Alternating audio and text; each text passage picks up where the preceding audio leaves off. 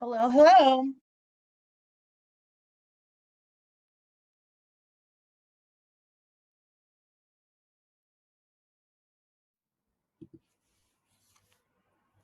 Hey, Tulsi. How are you? I'm good. How about you? Hanging in there. Good.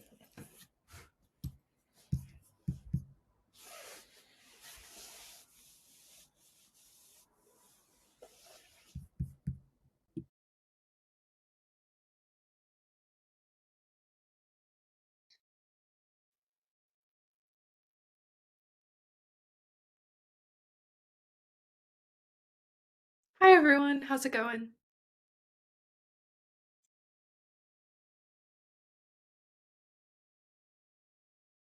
How are you doing?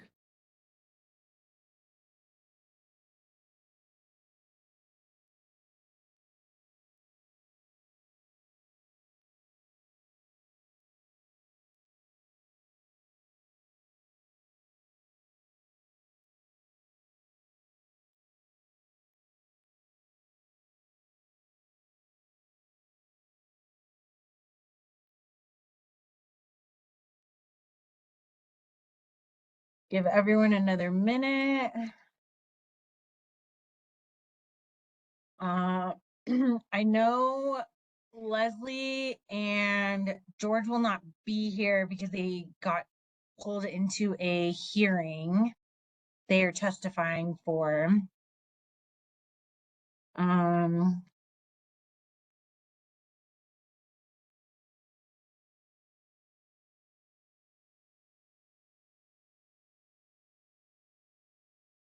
think we're just missing Bud, Dr. Storer, Michael Miller, and Elisa.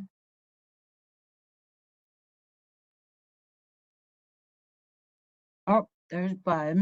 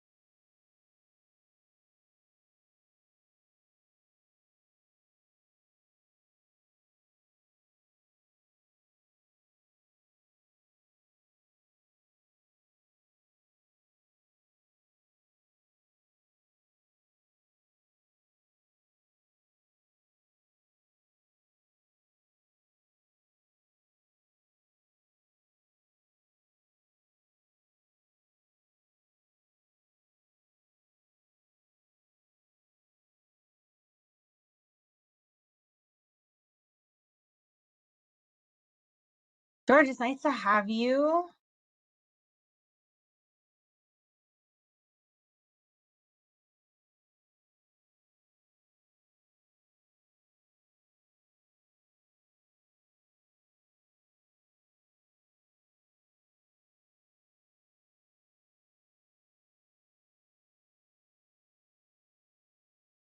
Like I said, we'll give it another minute.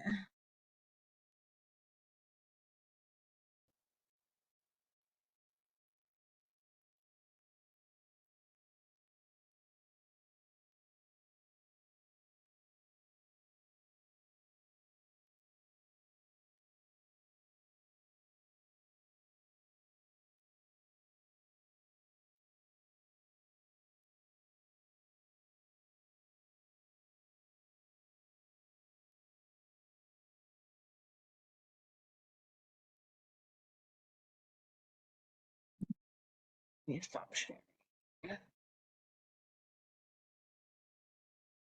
Calendar. Well, bud, we're gonna have to make some decisions here. We got this, right? Um, yeah, I guess I will go I guess I will go ahead and get started.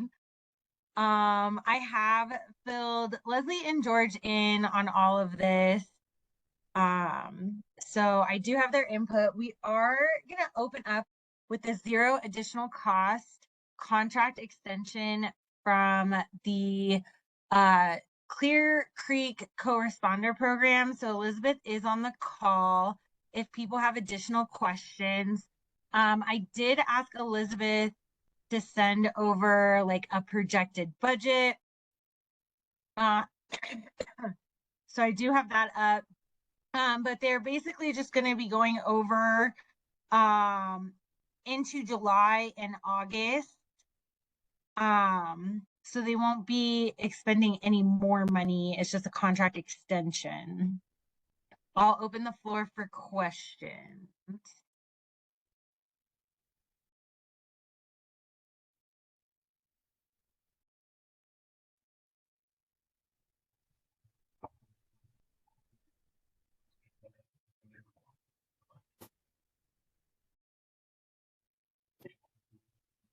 Sorry if I missed it, Chelsea. What's the extension through what date? It would be August of 2025. Okay, got it. So they had some trouble hiring someone early on, and that has just rolled over some money. Sandy. That might have answered my question. I was just wondering why it was higher in November and anticipated to be higher the rest of this year. But I see it says 1 and 2 FTE, so that probably answers the question.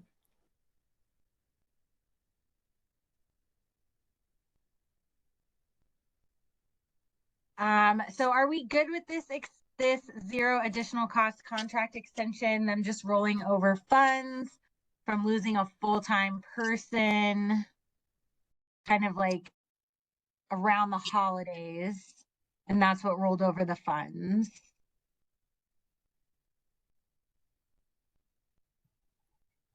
Are you looking for a motion? Eric, do we have yeah, we have to motion, right? So this is Bud. This is a time extension, not a cost extension. Correct.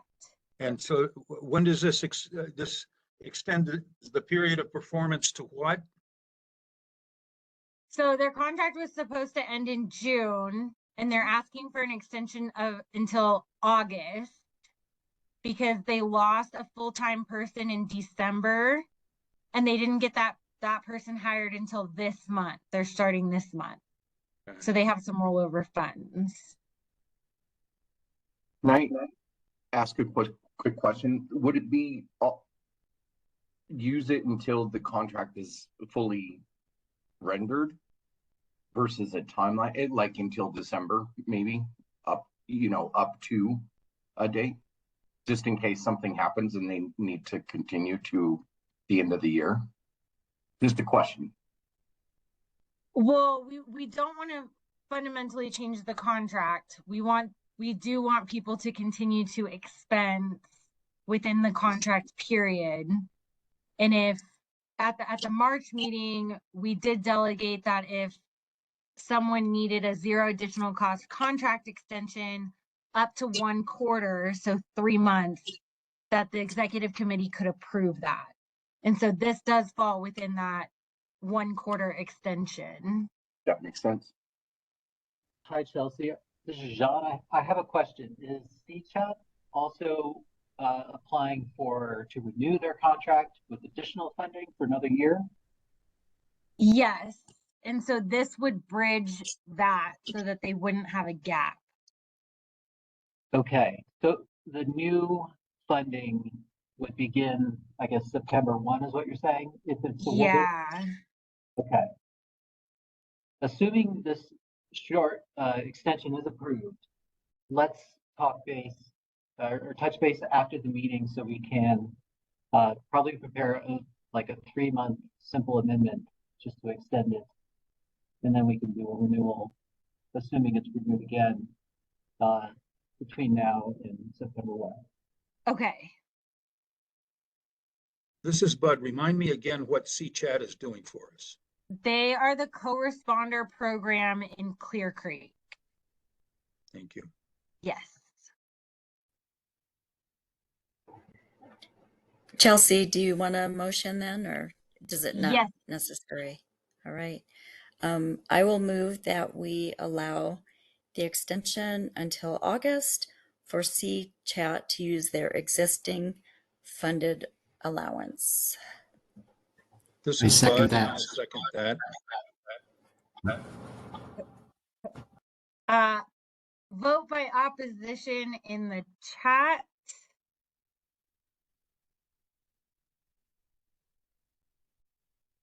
My apologies. I'm struggling to get that. I just conflict of interest. George Marlin here, Clear Creek County. Hi, Elizabeth.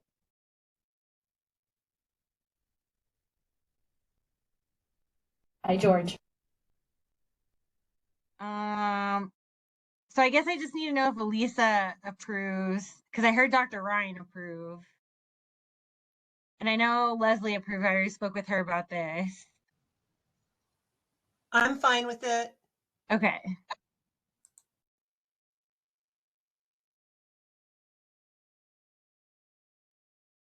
Awesome. Okay, this isn't really an additional cost contract extension. It's more of a line item move. Is that the Gilpin Sheriff's Department, they are a current grantee for a co-responder program. They're requesting to move roughly $1,900 from the laptop setup budget to the tech support budget because they received a bill for installation higher than they anticipated in the tech support. I'll defer to Eric and Jean because we don't really have any clear policies on moving line items. If this requires a vote or just kind of a general make us aware.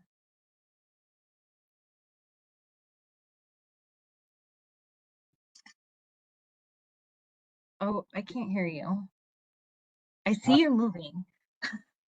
Hi, Chelsea. I thought we did delegate to this committee the authority to approve changes to the budget like this that don't involve a change to the total contract amount. Am I misremembering that? That's what I was told. So it does need a motion.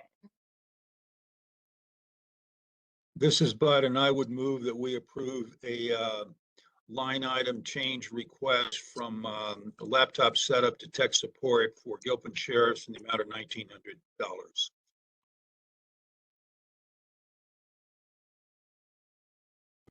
This is Commissioner Hollingsworth. I'm going to abstain. There you go.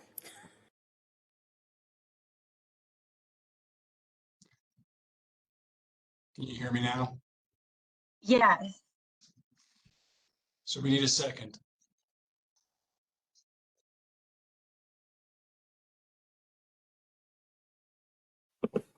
Second that. This is Timothy Ryan. Okay. Is anyone opposed?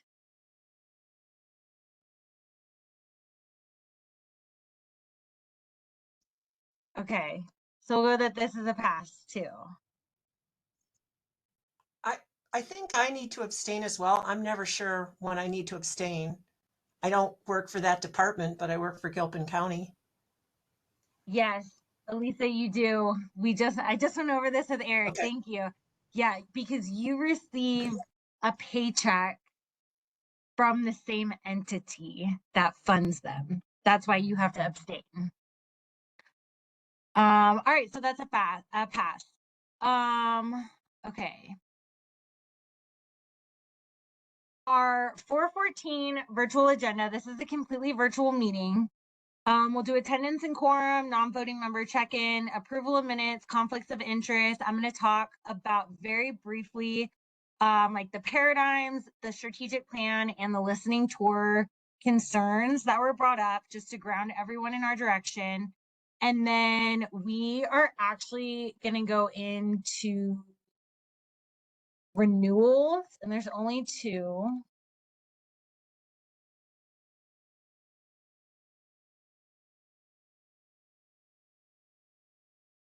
I'm going to adjust the times, but we have 2 renewals, Advocates for Recovery Colorado and chat.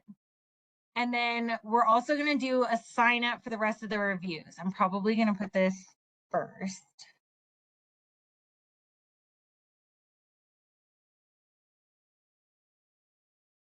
I'm going to go over this in a minute. Do like 135. So look closer to this. 50. This is going to be 210. 2.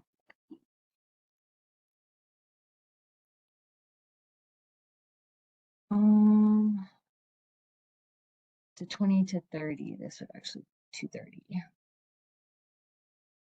Any questions on this agenda? I think it might make more sense if I go straight into what the reviews are going to look like for the RFAs.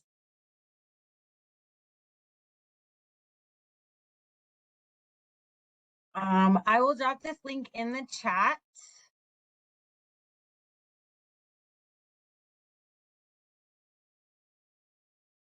This link will take you to a shared Google Drive that has, yes, Sandy. I was wondering, do you want alternates to be involved in any of this? Because like I know my alternate hasn't signed a NDA, but I know there's one meeting coming up I'll miss because I'll be out of town. Yeah, so he did sign an NDA. I did have all alternates sign an NDA just in case. You will be able to work with your alternate on reviewing applications and splitting the workload if you so choose.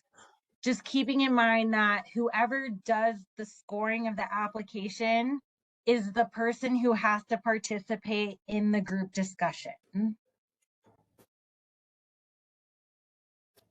All right, I'll chat with them. Thank you. Yeah. So we received 47 new applications for funding, and 2 renewal applications. So again, in that Google Drive, there is an Excel 2025 RFA screening data with today's date. This will give you a list of every application, and then the title of the application, its primary funding area, secondary funding area. I tried to tag them if they had special populations like justice involved, if they talked about transportation, workplace, youth, that it includes the budget. If you go to the next tab, screening number 1, I listed notes from me on why I started to eliminate applications. So if we kept all 47 applications in, each person would be reviewing roughly 8 applications, which I know for most of you is just not possible. I mean, that's like 10 hours of work in reviewing applications. We also only have time to do group discussion for roughly 15 applications. So I did try to narrow down what that scope looked like. There is a narrative version of I got it down to 36 for you guys, of what that looked like. So again, we have about 11.2 million available in funding. We have almost $38 million being requested across all of the applications, even the 2 renewals. So we have a roughly 30% rate of being funded. It is a competitive application. So I did a pre-screening Monday, March 31st to Tuesday, April 1st. All applications were reviewed for completeness. Applicants missing any item, having an incorrect item, or an item in an unreadable file format were contacted via email and given until Tuesday at 11:59 to email the appropriate documents to me. Then I did a descriptive screening. And so once the application window closed, all applications were reviewed more closely to ensure they were categorized into the appropriate funding area. Budgets were reviewed to ensure allowable expenses and that capital was not factored into the 10% admin allocation. Budgets were revised accordingly with comments, and the file was saved with an identifier like this, amended CS, and applicants were notified of the amendment via email. In instances where capital line items were present in the budget, some applicants were contacted to clarify whether the project was solely dependent on the capital line item. If yes, the application was moved to the capital group discussion.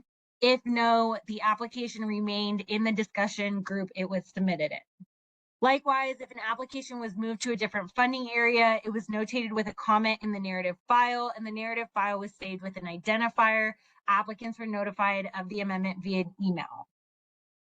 Then I went into an elimination screening, again, just to really narrow down the number of applications the committee was reviewing. Applications were reviewed a third time to assess alignment with the council's strategic plan, feasibility, probability of implementation timeliness, description of need, and fit to the region. All justifications and concerns were notated in the Excel sorting file. This yielded the list of applications below that are recommended to advance to executive committee discussion and then full committee review. In order to get it down to 30 applications, which would mean everyone reviews 3 applications, there are a handful of people who would have to review 4, just because of conflicts of interest. 2 of them are really similar. It's honestly identical application, 2 different groups. One is really similar to a current grantee and a partnering organization project that a lot of people have interest in funding right here. So I don't know if we want to duplicate that effort. And then there's 3 co-responder programs, which are not emphasized in the current budget. I know that was an emphasis in the last round. Kind of advancing them keeps the council behind. I'm so sorry. I do have to backpedal. So the purpose of how I'm about to describe the conversation is not intended to throw anyone under the bus. It's just intended to be a matter of fact problem that occurred that the executive committee does need to weigh in on. Again, George and Leslie were already made aware of this. I have their opinion. So the Jefferson County grants team was responsible for the Civic Plus application. And that happened before we solidified our standard operating procedure that gave me more autonomy from the county to do those things. So Chris Havgood created the Civic Plus application. He ran it by me. We reviewed it together. It looked good. The application opened. We didn't start receiving applications until really March 27th. And then I got a handful of emails that people were not receiving confirmation emails, that they were receiving various types of errors. Chris was out on PTO that week, and I was unaware that he was out all week. So I reached out to Mary O'Neill, who reached out to the public affairs team that manages Civic Plus. We were able to get me on the back end of the form on Monday, March 31st, which was closing day. And there was still just like several random errors that people were receiving when submitting. I ended up troubleshooting with one applicant for 3 hours, had them send me their application materials. I tried to submit for them and I got an error, but then I did a test application and that one went through. So it was very inconsistent on why these errors were happening. I did make the executive decision to just accept her application via email. But we did have an applicant submit at 11:56 p.m. and they received an error code. Then they emailed me, like, what should I do? They emailed Chris what they should do. When Public Affairs got the ticket on Tuesday morning, they learned that the Civic Plus form had several coding errors in it. The form did not go through the appropriate technological checkpoints that it needed to go through. So the errors were ultimately on the part of the grant maker. I did have that person who tried to submit at 11:56 p.m. email me their applications. Are we accepting that application, or are we saying they should have submitted earlier? Floor is open for discussion. What was the deadline time-wise? It was 11:59 p.m. on Monday, March 31st, and they tried to submit at 11:56 p.m. So 3 minutes before the deadline.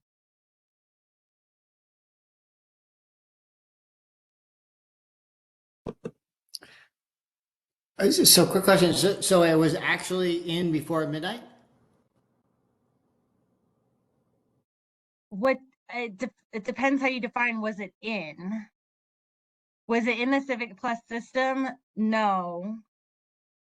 Did they email me that they received an error code asking what to do before the deadline? Yes.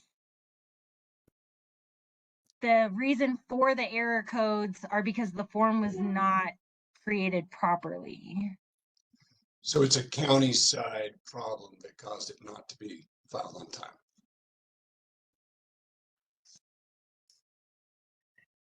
But what I'm hearing is that they tried, and if it had been the day before, you probably would have reached out to them to help correct it like you did with others and the person that you spent 3 hours with or the entity. Yeah, Is that right?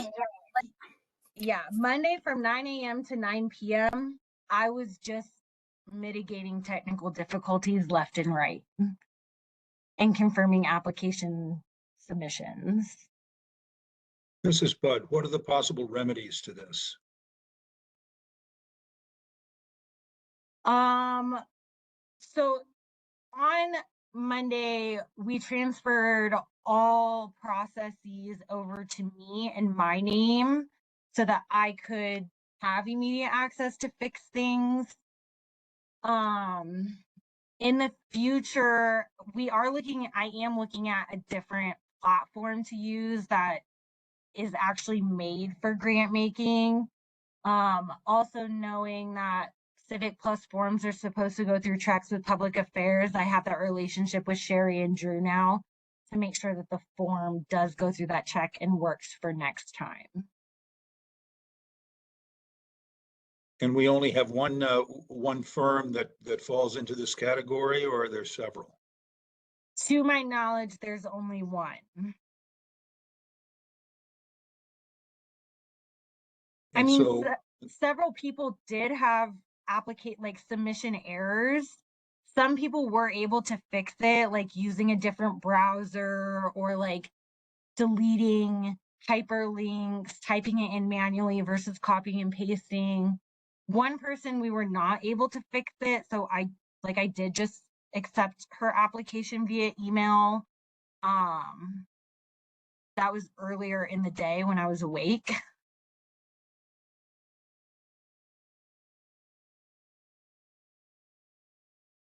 But it's one application that, because they did it so close to the deadline and I was asleep, are we saying, oh, well, that's their fault, they should have planned for technical difficulties?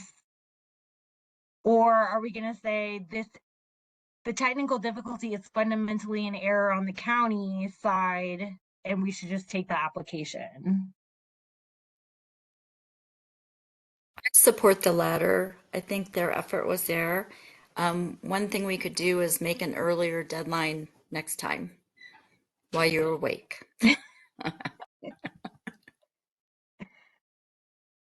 Elisa said in the chat, I think we should accept it. That was also the camp that George and Leslie were in, that we should accept it.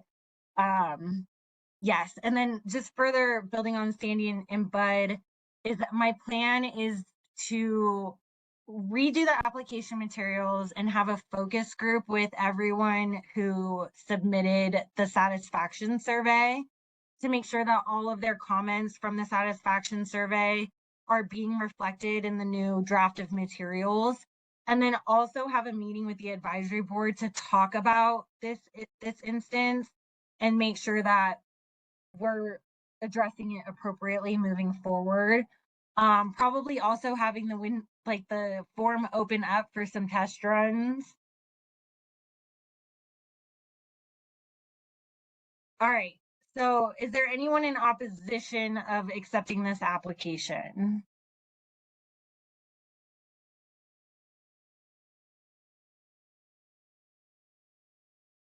Okay.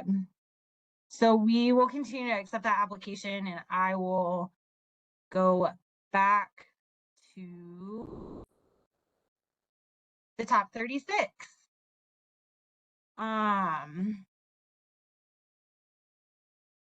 Yeah, so again, just like here's the strategic plan. If you want to review every single application summary, I did summarize abstracts based on funding areas. So you can click on like treatment. It gives you a list of all of the applications with the dollar amount, and then it gives you a little snapshot of like the project title, the total budget, year 1, year 2, if they have that, and then a little public facing abstract. So if you would like to go through these and revive an application, essentially, just let me know. Like I said, this screening tab will tell you why I took an application out from screening.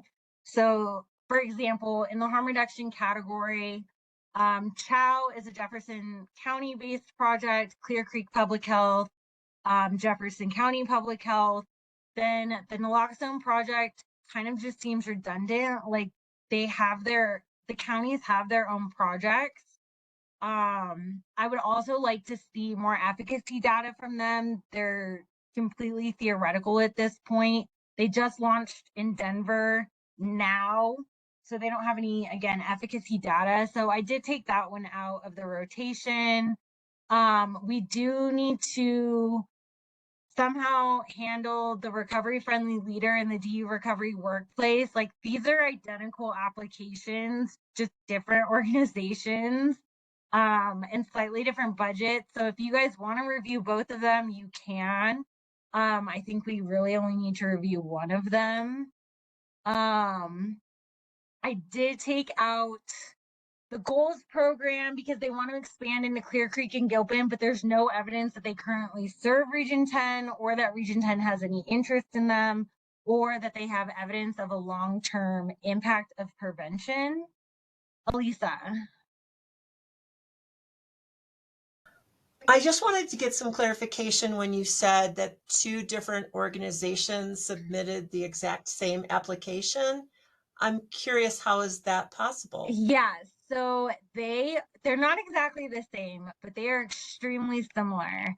So I did a side-by-side comparison, but they are both creating recovery-friendly workplaces and talking about substance use disorder in the workplace. The recovery-friendly leader falls under planning and coordination because they are more focused on policy, where the DU Recovery Friendly Workplace Initiative is more focused on stigma and prevention. But I mean, they essentially do the same thing. So like here are their objectives. Conduct substance use prevention assessment to identify barriers in the workforce, provide employer-focused training for HR professionals to enhance early intervention and recovery support, certify the business as a recovery-friendly workplace to promote long-term prevention strategies, versus targeted leadership training to reduce opioid-related overdoses and fatalities, expanding access to recovery support services for resources and employees, increasing awareness of substance use disorders among workplace leaders. Populations are pretty much the same. They target workers in high-risk industries. Same thing over here. Workers in high-risk industries that aims to support rural communities, racial ethnic minorities. Implementation strategy. I mean, like, these applications are they're so close to being the same thing. The curriculum might be a little bit different. So Go ahead. So I'm sorry, did you say you eliminated one of them then? No, I think the committee should eliminate one of them. Okay. And All right. just to clarify for Chelsea, I think the idea is she has to manage how many of these you all are looking at, but she is not, denying any of them. It is ultimately up to GROC to approve or deny them. And they're all here for you to look at. So if you do see one that isn't getting forwarded that appeals to you, I invite you to reach out and have that conversation. Okay, because the reason I'm asking is in our county, we do have employers that I think I don't know much about recovery friendly workplace programs, but just in theory, from what I see right now, it could be very applicable, for our, some of our employers for sure. Yeah, I think you should definitely review at least one of these applications. I think should definitely get reviewed. I was really just trying to consider workload. And like Eric said, and just kind of advancing applications that are aligned with the strategic plan, that are aligned with the community listening sessions, that are extremely feasible in their implementation and timeliness. Their budget didn't look completely unreasonable. These applications are almost identical, and it's really just like it comes down to like a price point, and their curriculum might be slightly different. Like I said, one is more policy oriented, one is more stigma prevention oriented. The committee could review both applications, request a revise and resubmit, and ask for the curriculum, and then decide which one they want to fund based on that. Sounds like a good plan. Thank you, Chelsea. Okay, so then you're still at 36 applications to review. So that's about 4 applications per person. Sandy. I'm not gonna go too much. It just looked like when you were scrolling that one of those was wanting to serve Jeffco only. So that might be something that whoever reviews those would notice and compare.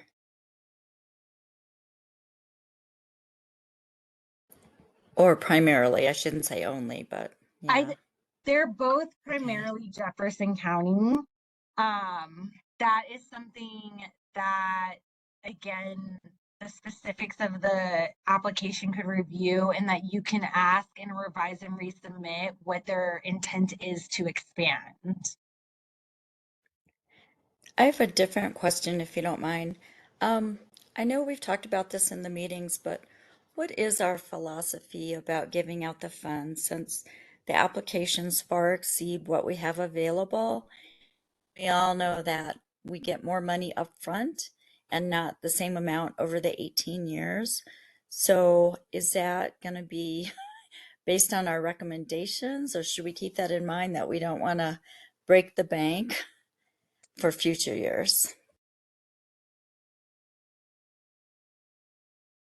I think that's where the scoring comes in, is to help with that. We're looking at 45 million over the 18-year period. And we'll be hitting about half of that, a little under half of that this year. So this year is definitely going to be our biggest year. If we're thinking long-term sustainability, you're funding about $2 million every year. Part of the idea is that this would like jumpstart some programs, especially in those outreaches where that money does trickle down. I think it would be wise to review at least the top 36, score them. We send the top roughly 15 to group discussion and see what the budget is like then. I mean, these are really good applications. But these are good applications. That's exciting. And I know that you've mentioned, or maybe Eric or Chris have mentioned, that this money is not subject to what's going on now at the state and federal level. But the flip side of that is some of the applicants may be experiencing cuts in the state and federal level, making their need even higher. But now the application is in, so we won't know that unless we just happen to know that through other channels. Yeah, so they were asked if they were submitting this application anywhere else. And if they said yes, I did reach out to them for an anticipated award announcement date. And I did notate that. There's only one application in the capital discussion group that is concerning because it's the exact same application. And they find out in like March of 26 if they're awarded or not. Most of the other applications like intend to braid or only pay for partials, or they find out the other award at the same time. And then the committee also has the option to partially fund applications. Yeah, thanks for that reminder. I know that it's beyond just the commissioners hearing, but we're hearing of cuts to agencies or types of agencies. So they're having to realign funding or cut programs. So it's all part of the picture. Yeah. Yeah, and almost every applicant is willing for some type of partial funding. The budget templates do notate like what type of partial funding they would be interested in. Most people created a 2-year budget since this funding has to be allocated within the next 2 years. So that does help with some forecasting of how much money is going out every year. And even with that 2-year budget, we have the right to cancel the contract at any time.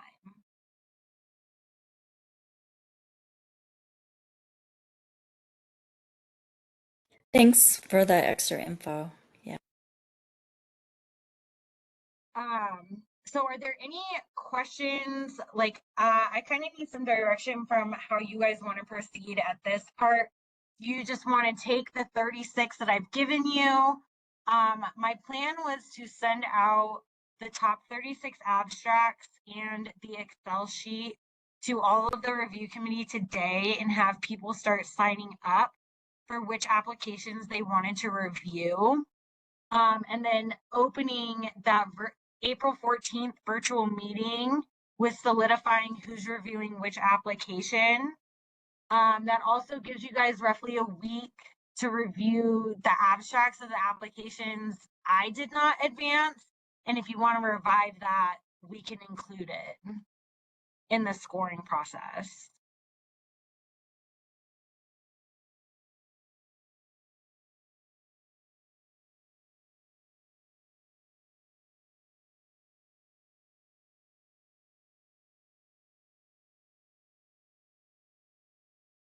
I need direction from someone. Does that sound good? You want to take the 36? Do you want to cut 6 of them out and only score 30?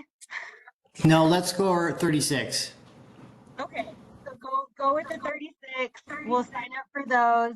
Again, I'm not deleting any application. I'm just trying to be strategic in what you review. If when we go through the discussion and the scoring process, if we do have extra funds and there's interest in bringing up any other application, we can do that. Chelsea, is there a way when you send us a 36 that is there like a checkbox that recuse the ones that we can't review? So it's in tab 3.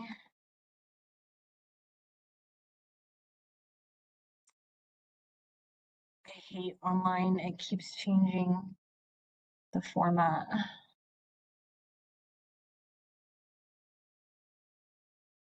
I'll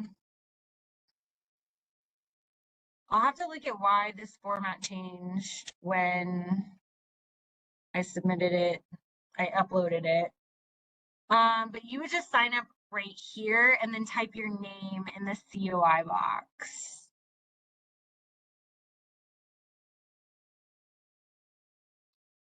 All right, thank you.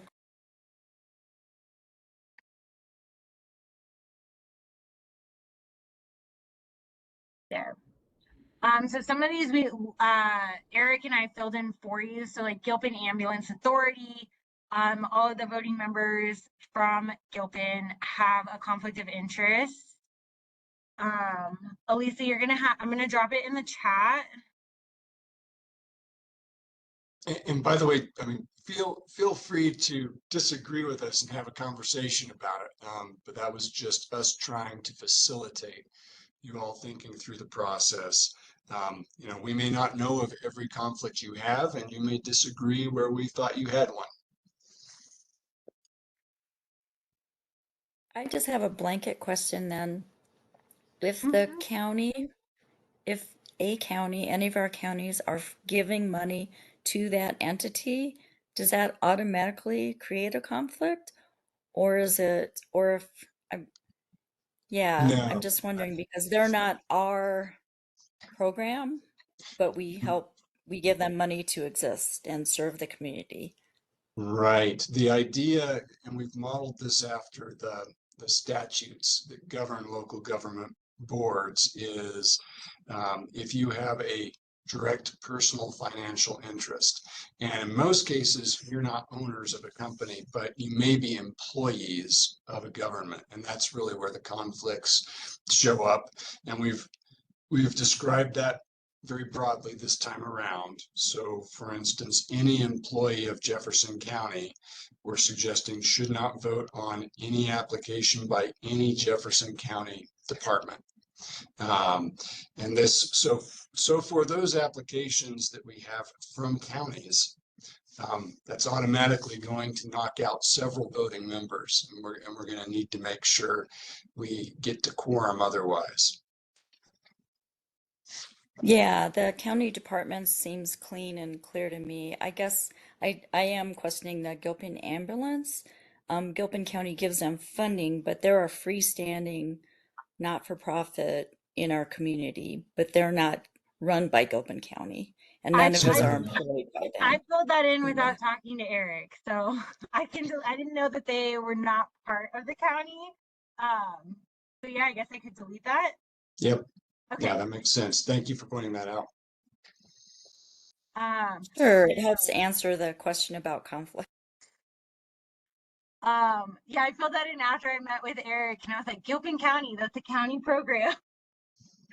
So you might have to request access to edit this. But as soon as you request access, I will get that notification and I will be able to approve your access. That way you can start signing up. Like I said, we filled some of these in already. So like with the Gilpin Parks and Rec program, Sandy, Kevin, and Lisa, Janie have a conflict. That leaves Troy has to be the reviewer for Gilpin County. Same thing like here, Leslie, Prang, Story, Barb, Kristen have a conflict of interest with the Sheriff's Department. So Bud has to review this application. So we did kind of fill some of those in. Yeah.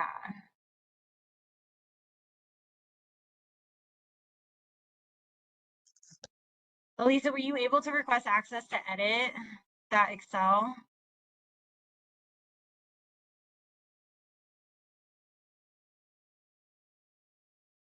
Sorry, yes. Okay. I did request access. Yeah. Oh, there it is. Okay, review. All right, you're set. You should be able to edit. Okay, let me And see like if I it said, works. yeah. And then this will go out again to the whole review committee. Everyone's looking at, we'll start with 3 applications. I think my math works out to be 3.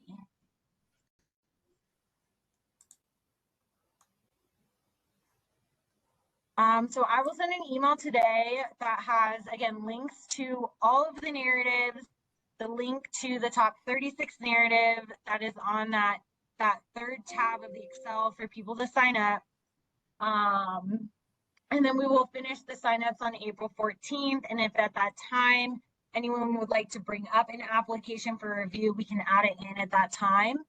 Then on April 28th, we are going to discuss the 2 renewal applications. And so we're not going to do a scoring process for that. Their scope of work is not changing. And so I'll include those application materials for people to preview for the discussion. And then we will start with the capital conversation on May 12th. And then we're just going to go into the top scored applicants for the next meeting. We're looking at 5. I'm pushing if we can do 6 applications in a group.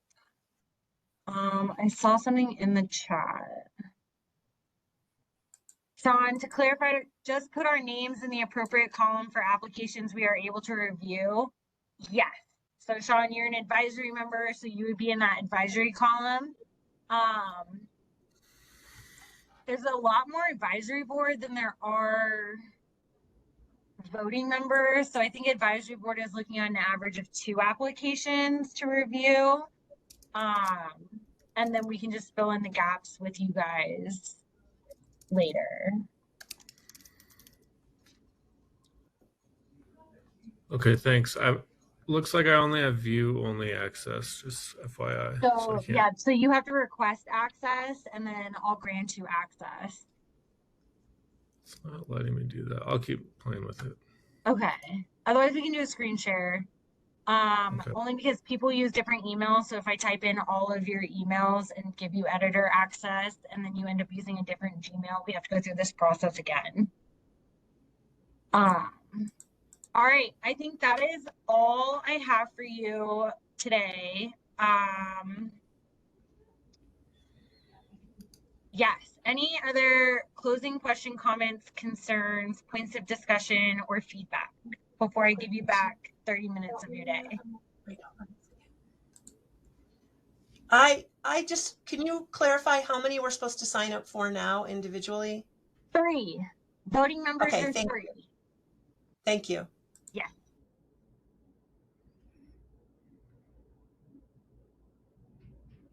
All right, if there's nothing else, I'm going to give you back 30 minutes of your time so I can send out this email to everyone, all of the voting members, so they can get to signing up and reviewing those abstracts of all the applicants. Thank All you. right. Have a great day, everyone. Thank you. Thank you. Bye-bye.